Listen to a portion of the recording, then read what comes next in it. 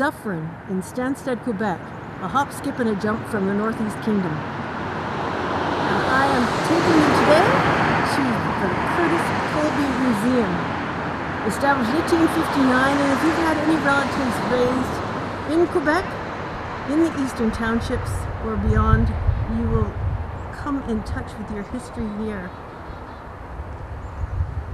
It's a walk back through time in the modern day. You can feel history coming up through your feet, and if you have heritage in Quebec, you'd love this place. I come here to visit my grandparents' lifestyle and learn so much more.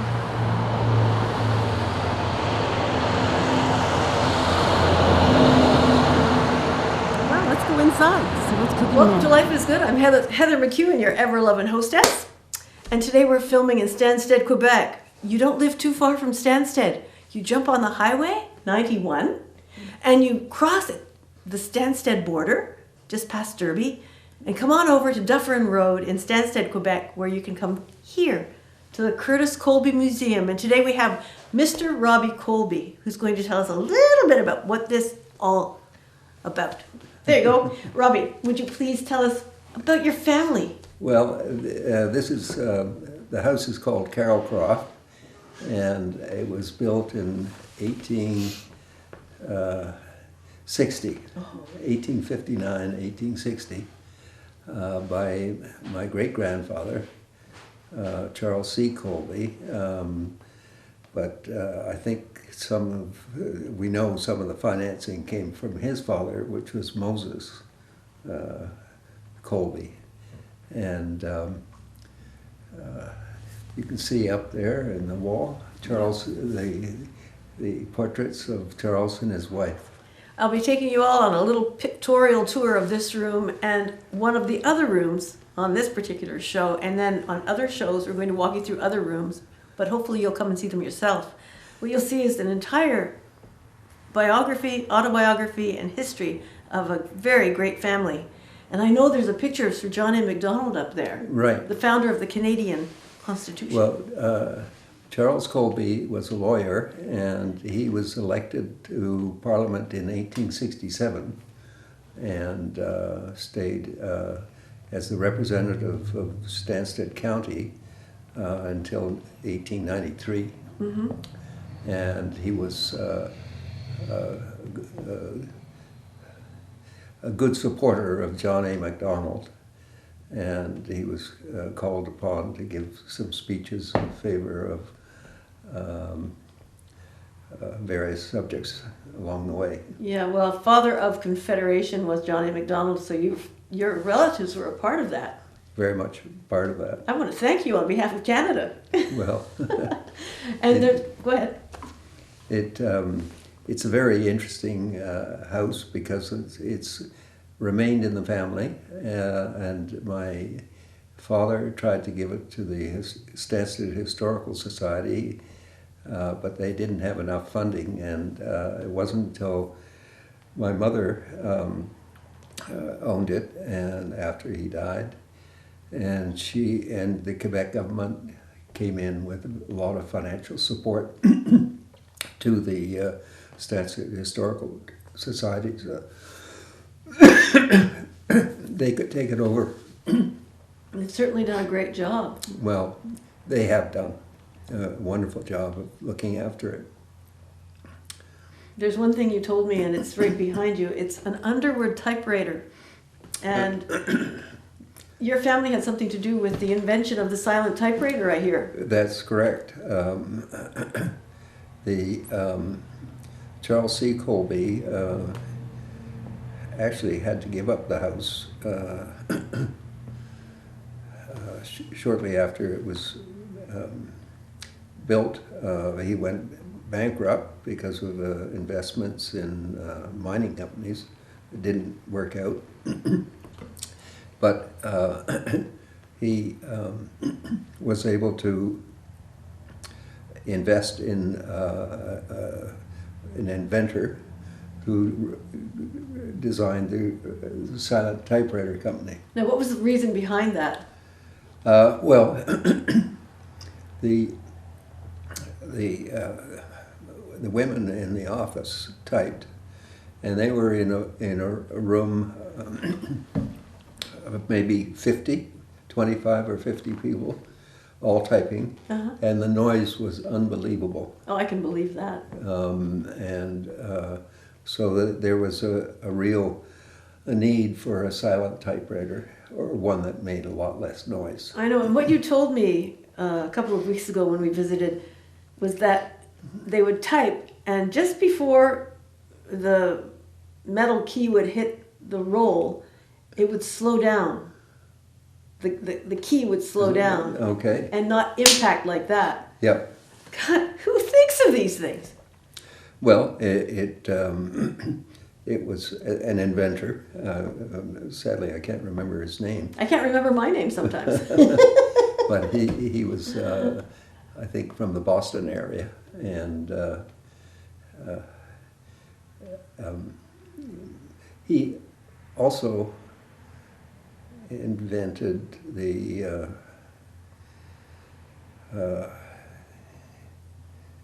oh gosh, what's it called? It's Accordion? no, it's a metal thing. It's a part for the cars. Piston? Drive shaft. I don't know anything about cars. It could be the wheel. I don't know. So No, it was, anyway. Hey, this building used to be the border, did it not? No. What was it? This building? Well, yes. No, it was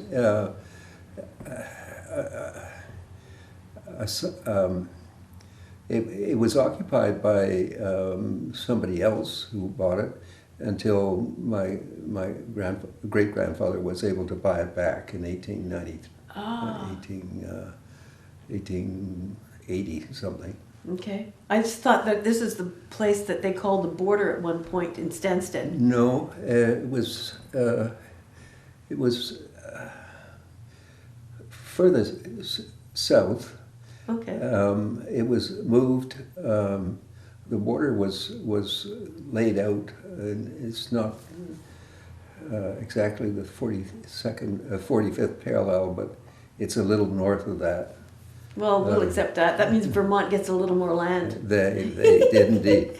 That's all right. And you know, one good thing about being on the Vermont-Quebec border is that so many of us are from the Eastern Townships or have family from the Eastern Townships who now live in Vermont. Yeah. Through marriage or through luck that we all live so close together. And our personalities aren't that different. No, and the reason is one reason is the settlers of the Eastern Townships, which opened up in 1793 or something, around there, were mostly Americans. Mm-hmm. The Americans came over the border by osmosis, but for the English and French to come up to St. Francis was a little bit trickier because there were 27 rapids. I know, but the survivors did very well. But yeah. Yeah, I know. I'm so fortunate to have been. My mother was born in the townships. My grandparents retired back to the townships.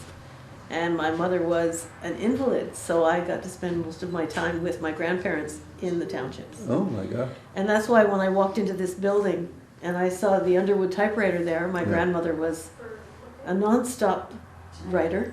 Oh, she was. Of letters all over the country, all over the world. She was a lady of letters. They called her that when she died. And did she type? Yes, she typed everything. Flying caps and red ink and no punctuation. She had to get 50 letters out a day.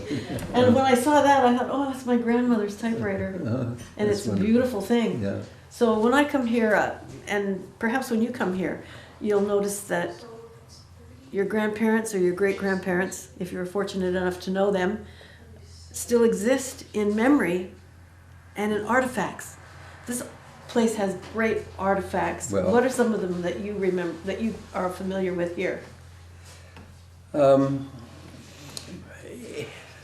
we would come here for Easter vacations, and so the house is filled with the furniture and the artifacts that we grew up with. So there's nothing in particular that I remember, but it's all together. It's all together. It's the past in a building. It's the past in many rooms. It's the past in your heart. So I want to thank you very much for this lovely interview. Well, thank you very much. You're very welcome. Mr. Robbie Colby, a descendant of the original owners of this home, and one who works tirelessly to keep it as is so that people like me can revisit their history. So please come up. It's right across the border, and there's no more hassle crossing the border. Just have an enhanced driver's license or a passport, and they'll let you through. And just tell them you're coming to the Colby Curtis Museum in Stansted, and they'll probably say, stop here on the way back and tell us what you saw. And you will have seen your past. Thanks for watching Life is Good, and I'll take you into the kitchen now and have a little history there. Right. And this is the room. We were just interviewing Mr. Colby, and these are some of the pictures he was talking about, and other artifacts, of course. I'll walk you right through. This is a doctor's office as well as a lawyer's office. I'm not sure you can see that, but there's the picture in which John A. Macdonald and his co-workers, fellow parliamentarians, made Canada into a confederacy. And here is the original Mr. Colby and his beloved wife. Every room has a different family member to represent it. Some of the doctors.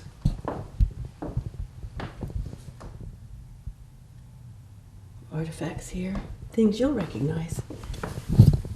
Liniment. You know what's missing? Do you know what's missing from this? Bag bomb. That's from Vermont. And it's funny, it was a lawyer's office and a doctor's office, and this could be the balance of justice or medical. And here I would like to introduce you to the Underwood typewriter we discussed during the interview. It's absolutely lovely. Everyone in town, or everyone on the board here, adopts an artifact for a year at a time. It's a great way to raise funds for the institution, and also very interesting. Adopting an artifact. Charles A. Colby, attorney, avocat. Now, off to the kitchen. Well, as promised, I'm taking you into the kitchen of an 1859/1860 home. And a lot of it is original. I don't know whether any of you had a great-grandmother or a grandmother or a mom using anything like this, but this takes me back. I knew my great-grandparents, I knew my grandparents, and I didn't have a mom for very long, but I know that I've seen hands in my family on such things that we're going to see here. We have Callista here from the Colby Curtis Museum, who's going to walk us through some of the artifacts and things of interest in this kitchen. And I'll talk in Rooms that we have present in the Colby house. One of them was before electricity, so the little tube that you see with the metal end. That was used in order to contact the third floor, so the tube went all the way up there. And there's a little hole in the middle part, and that was used to whistle in order to get the attention of the person who was at the other end, where you could then talk to or listen to. And then when electricity came into the family, they switched for the little call box that you see. Oh, well, what was I aiming at before? This is a little metal. Oh, I was aiming at the wrong thing. I wondered where you were going to blow into that thing. Oh, this is amazing. You want to restart? No. Okay. I was pointing at the wrong thing, dear audience. I thought this is a communication. That's how good I am. I'm new at communicating via back of the camera, so you'll have to bear with me. And it's called Life is Good, and experience and knowledge comes slowly to some of us. Yeah. So this is the thing you talk into and Yes. blow into. You can see the little hole just on the other, like in the middle of the Yeah. metal Oh, part. yes. Come in Moscow. And it went to the third floor. Yes. And it would mostly be used by the people who worked here, correct? Yes. The maids. The maids. I see. And this is the new and improved thing that had a bell. Yes, that's the call box. So as you can see, there's little numbers and there's little boxes where the numbers would appear once the family hit the buttons that were in the room. So they kind of look a bit like doorbells. Oh, careful. They kind of look like doorbells. Yes, yes. And the family would press on the buttons and the number of the room would appear on the call box. So the maids knew where to go. Oh, well, that's good that they knew where to go. I need a road map to get through this place. And what is this? This is a pewter soup tureen? It's something to carry food in because this is the door that they used to bring the food past because the family, when eating, wouldn't go into the kitchen. So the maids used to serve potters through them. I see. And this is cast iron. I cook everything on cast iron. I do not have a maid. But if I did, I would let her come out and talk and eat with me. The family was Egalitarian. very kind to their maids. I agree. Yes, well, the Colby family by history has been. Now look at this. This is so cute. This is to keep the flies off your food. Yes, I would assume so. I'm not It sure is actually. so cute. This is the screen, and it's over the food, so it would allow it to cool, but it wouldn't allow any varmints into it. I have raccoons. Do you think that would keep them out? And a little baby chair. Oh, that is so cute. And I noticed that the floor squeaks because we're walking on wood, Yes. and that was always a part of my life. So this is some of the original dishware. And because it's over, I don't know whether you can see that, but you can swing it around that way, and this would be keeping it warm underneath. Possibly. I think it would be. It's a chafing dish underneath. And what's the story on this lovely glass? So that's called cranberry glass. Mm-hmm. So it is pretty rare just because all the little figures that you see on it, they are hand painted. Oh, is that true? Yes, and if you look at my favorite one, little cup here, you could see that there's still some color that remains on the one in the back. This one right here. Oh. Watch me knock them all over with this camera. It's like bowling. This is beautiful. And they're also intricate. And they all depict familial scenes or children having fun or courtship. Courtship was big in those days. Yes. Now it's all on the internet and Match.com. I don't think you put anything from the internet onto any of these, like Plenty of Fish, Match.com, eHarmony. In other words, the artistry has gone out of romance. There, so lovely. Okay, what are we doing next? Go to the stove. Stove. Now this brings back memories. Now, my great-grandfather Gray and my great-grandmother Gray, I was very fortunate to meet them when I was 8 years old. And my great-grandmother would cook on one of these. And my great-grandfather, who was in the first stages of dementia when I met him, would sit beside the stove and light his pipe by lifting this up. He'd be sitting on this side of the stove. Lift this up. He'd put his little stick in there and light the stick, and then he'd light his pipe. And I loved that man extremely. His name was Arthur Gray. And my great-grandmother was Ethel May Gray.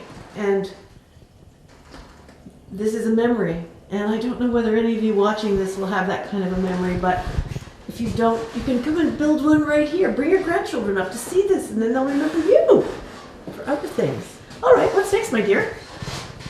Miss Calista? How about the meat grinder? Yeah, you can look at that, so we'll have to say too. Okay, you're going to tell me about this. My grandmother James had one of these.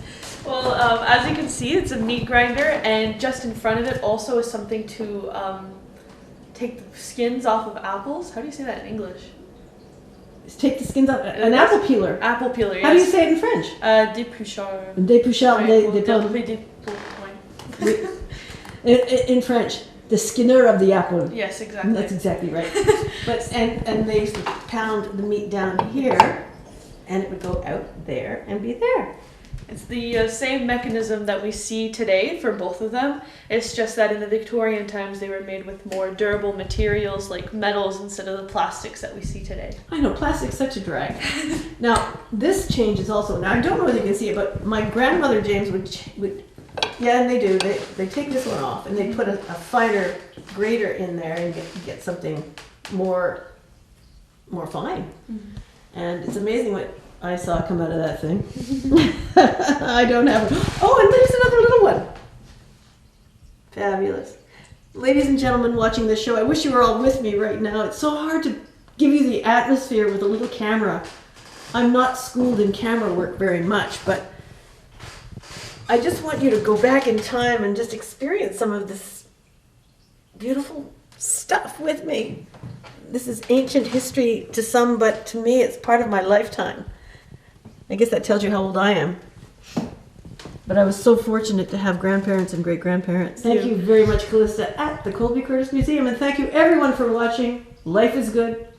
I'll see you soon. Thank you.